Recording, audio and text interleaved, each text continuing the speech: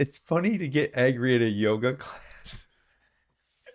Well, One lady, I have this sense of like what's right and wrong, and I do too. I know I'm a hypocrite because the stuff that I point out about other people I don't do.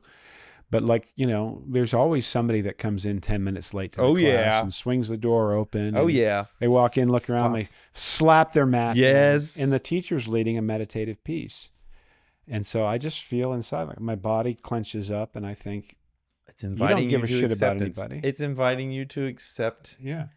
that. And because I've come in late too, I try not to slap anything around, but I have that exact same I have that experience. Mm-hmm. I don't want anybody to come late. And so now when I'm rushing to be late, I'm myself judging myself. So I have to try to tiptoe in there. Mm-hmm. But it's important to say, like, oh, I could be that person coming in late. Yeah. Make that me. I'm that's kind of been present for me. It happened this morning, and I'm like, okay, my opportunity to let it go. Yeah. And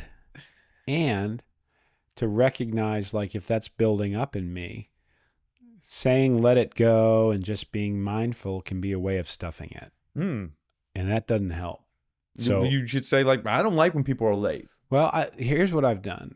Like here's a situation, and I do this sometimes and not all the time. I had a guy in the middle of a class, and it was in January when everybody's coming at the beginning of the year because it's their New Year's resolution. For 2 weeks. Yeah, it's really crowded. And this guy started coming, and like he got up, and it was January. It was cold out.